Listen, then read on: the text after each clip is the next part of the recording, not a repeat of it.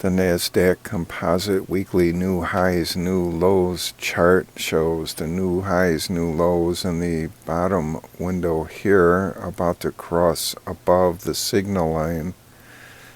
And the bearish divergence was rectified some time ago, near the end of 2023.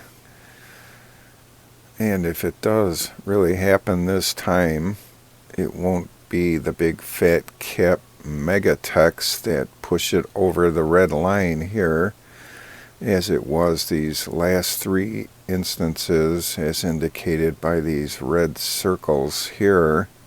So these were the big fat cap mega techs leading the way here.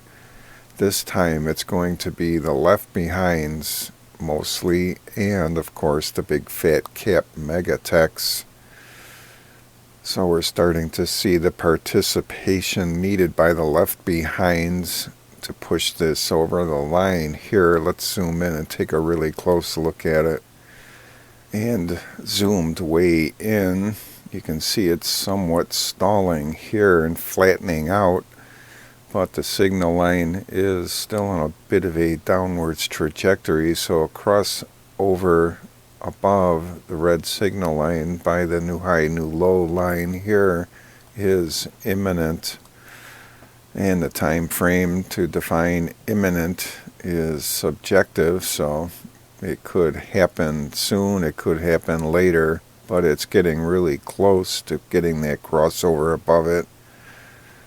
And here's the NDX, Nasdaq 100 Big Fat Cap Mega Tech High Low Index on a daily chart. And you can see in the thumbnail that the blue 5 EMA is still on a sell signal under the red 10 EMA.